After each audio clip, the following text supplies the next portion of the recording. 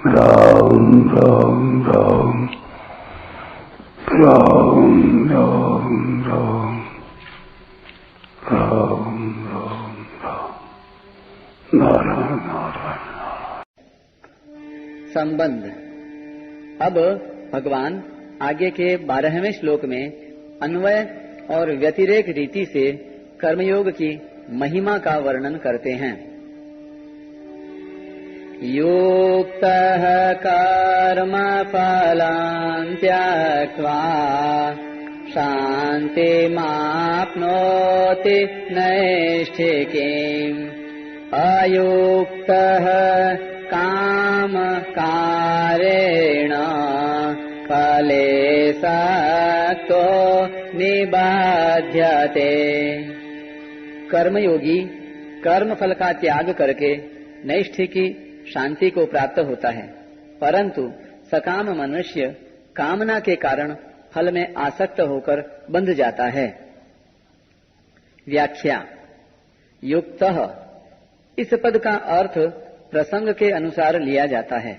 जैसे इसी अध्याय के 8वें श्लोक में अपने को अकर्ता मानने वाले सांख्य योगी के लिए युक्तः पद आया है, ऐसे ही यहाँ कर्म फल का त्याग करने वाले कर्मयोगी के लिए युक्तः पद आया है।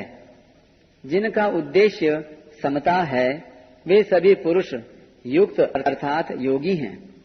यहाँ कर्मयोगी का प्रकरण चल रहा है, इसलिए यहाँ युक्तः पद ऐसे कर्मयोगी के लिए आया है जिसकी बुद्धि व्यवसायात्मिका होने से जिसमें सांसारिक कामनाओं का अभाव हो गया है।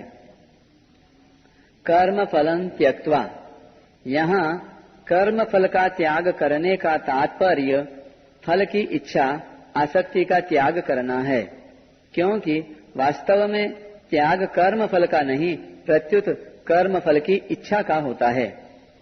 कर्म फल की इच्छा का त्याग करने का अर्थ है किसी भी कर्म और कर्म फल से अपने लिए कभी किंचन मात्र भी किसी प्रकार का सुख लेने की इच्छा न रखना। कर्म करने से एक तो तात्कालिक फल मिलता है अर्थात तात्कालिक सुख मिलता है, और दूसरा परिणाम में फल मिलता है। इन दोनों ही फलों की इच्छा का त्याग करना है। अपना कुछ नहीं है, अपने लिए कुछ नहीं करना है और अपने को कुछ नहीं चाहिए।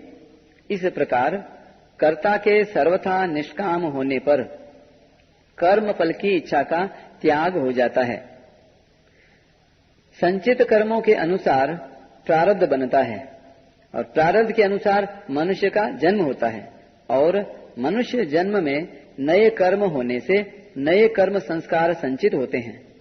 परंतु कर्म फल की आसक्ति का त्याग करके कर्म करने से कर्म भुने हुए बीज की तरह संस्कार उत्पन्न करने में असमर्थ हो जाते हैं और उनकी संज्ञा अकर्म हो जाती है।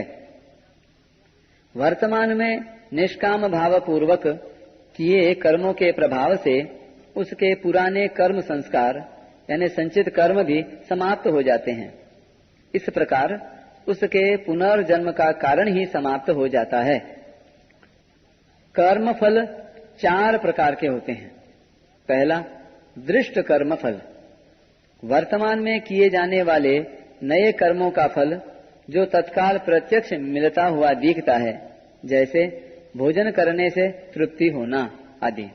दूसरे, अदृष्ट कर्म फल, वर्तमान के किए जाने वाले नए कर्मों का फल जो अभी तो संचित रूप से संग्रहित होता है, पर भविष्य में इस लोक और परलोक में अनुकूलता या प्रतिकूलता के रूप में मिलेगा।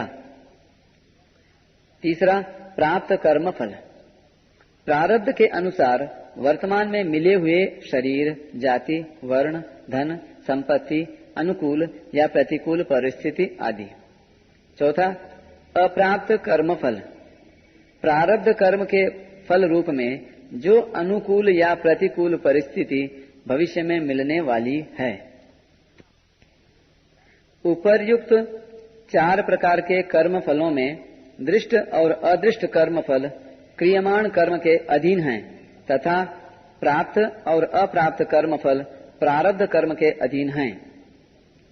कर्म फल का त्याग करने का अर्थ है दृष्ट कर्म फल का आग्रह नहीं रखना तथा मिलने पर प्रसन्न या अप्रसन्न न होना, अदृष्ट कर्म फल की आशा न रखना, प्राप्त कर्म फल में ममता न करना तथा मिलने पर सुखी या दुखी न होना, और अप्राप्त कर्म फल की कामना न करना कि मेरा दुख मिट जाए और सुख हो जाए। साधारण मनुष्य किसी न किसी कामना को लेकर ही कर्मों का आरंभ करता है और कर्मों की समाप्ति तक उस कामना का चिंतन करता रहता है। जैसे व्यापारी धन की इच्छा से व्यापार आरंभ करता है तो उसकी वृत्तियां धन के लाभ और हानि की ओर ही रहती हैं कि लाभ हो जाए, हानि न हो। धन का लाभ होने पर वह प्रसन्न होता है और हानि होने पर दुखी होता है। इसी तरह सभी मनुष्य स्त्री, पुत्र, धन, मान, बड़ाई आदि कोई न कोई अनुकूल फल की इच्छा रखकर ही कर्म करते हैं, परंतु कर्मयोगी फल की इच्छा का त्याग करके कर्म करता है। यहाँ स्वाभाविक प्रश्न उठता है कि अगर कोई इच्छा ही न हो तो कर्म करे ही क्यों? इसके उत्तर में सबसे पहली बात तो यह है कि कोई भी मनुष्य किसी भी अवस्था में कर्मों का सर्वथा त्याग नहीं कर सकता।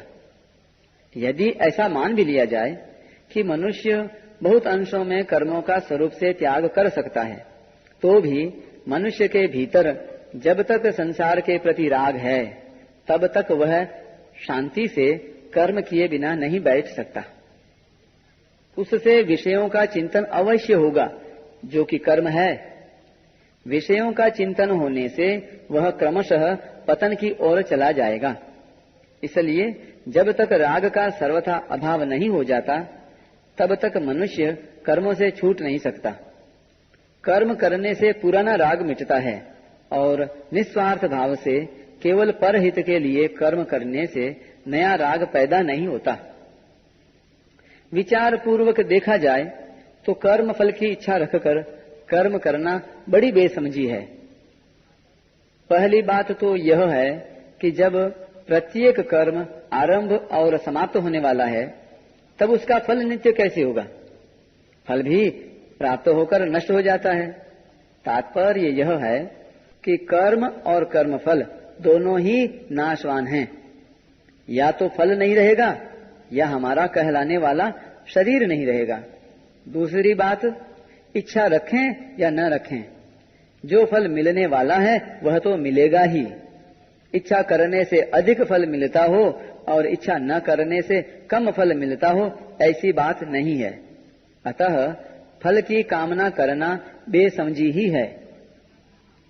निष्काम भाव से अर्थात फल की कामना न रखकर लोक हितार्थ कर्म करने से कर्मों से संबंध विच्छेद हो जाता है। कर्मयोगी के कर्म उद्देश्यहीन अर्थात पागल के कर्म की तरह नहीं होते, प्रत्युत परमात्म तत्व की प्राप्ति का महान उद्देश्य रखकर ही वह लोक हितार्थ सब कर्म करता है।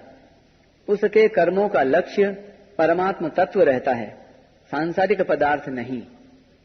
शरीर में ममता न रहने से उसमें आलस्य, अकर्मण्यता आदि दोष नहीं आते, प्रत्युत वह कर्मों को सुचारू रूप से और तत्परता के साथ करता है।